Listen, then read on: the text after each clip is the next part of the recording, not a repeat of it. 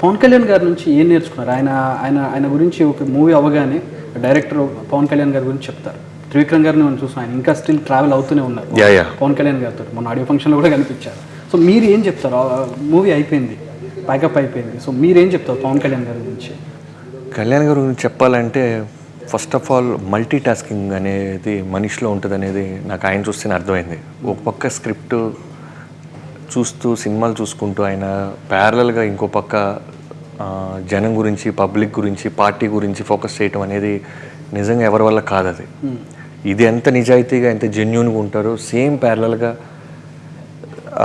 Scene ఆ short అయిపోయిన వెంటనే మళ్ళీ దాని గురించి ఆలోచిస్తుంటారు. సో మనం ఊరికి మెంటల్గా మనం ఏదైనా చేసేసి మనం సాధించేసామని ఫీల్ అవుతుంటాం. చేయాల్సింది చాలా ఉంది, ఏదైనా చేయొచ్చు మనిషి అనేది ఆయన చూస్తే అర్థమవుతుంది.